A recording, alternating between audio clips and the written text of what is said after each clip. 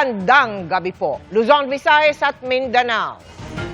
Isinailalim na sa state of calamity ang buong Sarangani dahil sa tindi ng pinsalang iniwan ng magnitude 7.8 na lindol nitong Lunes. 2 araw mula ng lumindol, maraming lugar pa rin ang hirap maabot. Kaya tuloy ang panaghoy ng mga nilindol na mahatira ng pagkain at inuming tubig.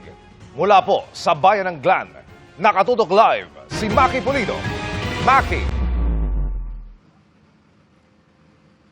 Maaari raw na magdamagan itong pagkukumpuni at clearing operations ng DPWH dahil ang target ay sana ngayong gabi ay makabiyahe na ng diretsyo ang mga sasakyan hanggang sa bayan ng Glan na na-isolate dahil sa mga sirang tulay at kalsada. Natanggal na nga yung sasakyan na nadaganan ng mga malalaking tipak ng bato dito sa boundary ng Glan. Nagdala na ng mga heavy equipment ang DPWH para maayos sa mga sirang tulay at kalsada. Nadaraanan na ang Sapu-Masla Bridge sa bayan ng Malapatan at target maayos ngayong gabi ang kalsadang nabiyak at tila hiniwa-hiwa para makabiyahe na mga sasakyan diretso hanggang sa bayan ng Glan. Dahil ginagawa na raw ng DPWH yung portion ng highway na nagkabiyak-biyak ay pinagbabawalan dumaan kahit na mga tao, hindi lamang mga sasakyan. So para makarating tayo, lampas nun, para malampasan natin, kailangan sumakay tayo ng bangka.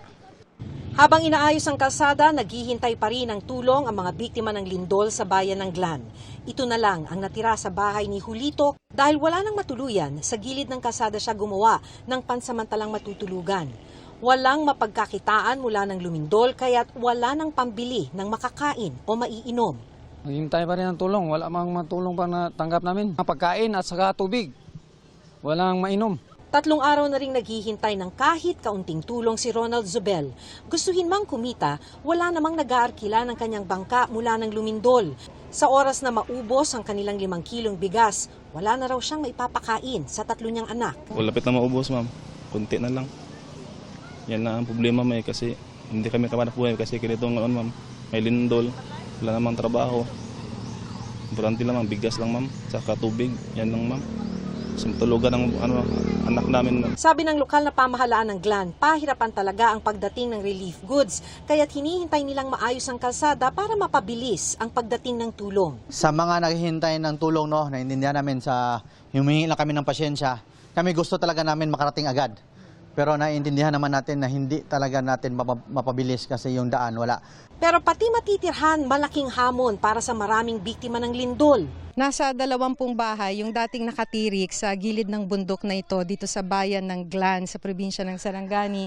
Pero dahil dun sa lindol, sira na lahat ng mga bahay. Itong bahay nga na ito nahulog na dun sa gitna kung saan nabiyak yung lupa. Dito dati nakatira ang pamilya ni Maricel Poncardas. Hindi po namin alam kung ano yung mangyayari kasi wala naman kami mapupuntahan. Dito lang kami naninirahan sa wala rin kaming sariling lupa kasi. Bahala na po ang Panginoon. 3 araw mula ng lumindol, nag-aalala na rin ang mga doktor sa Rural Health Unit dahil naubusan na sila ng anti-tetanus shot. Baka raw kasi may mga naantala lang ang pagpunta sa pagamutan pero nasugatan noong lumindol. Sa mga cases na nakita namin, ma'am, like may mga patients talaga kami na makapunta dito na for example may mga deep wounds. Yun kasi kailangan talaga yung mabigyan ng anti-tetanus para hindi mag-fester yung infection. Yung delikado kasi sa tetanus is kapag bababa yan sa lungs, magkakaroon ng respiratory arrest yung patient. Hindi siya makakahinga. Sa Glan Provincial Hospital, nagtitiis pa rin sa init ang mga pasyenteng nasa parking lot pa rin dahil hindi pa cleared ang hospital building. Pero mas inaalala ng mga doktor ang mga nagtamo ng matitinding sugat noong lumindol. Our OR is non-operational. Our laboratory is non-operational. And we don't have the consultants because our consultants comes from Jansan area, anesthesiologists. They could not come here because the road is not passable.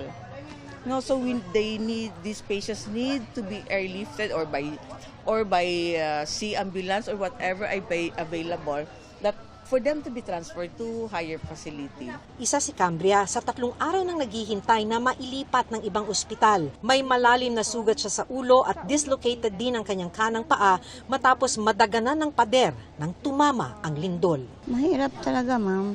Pero tiniis ko na lang ang hirap para madala ako sa ospital.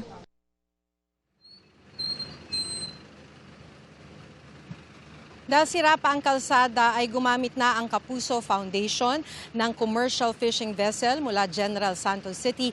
Kaya't nakarating na sila sa Glan nitong hapon at magsisimula ng pamamahagi ng tulong ngayong gabi. Samantala, alam nyo, kanina bago tayo umere, ay nagkaroon ng aftershocks pero sa kabila nito ay hindi pa rin tumigil itong clearing operations ng DPWH. Emil? Maraming salamat, Maki Pulido.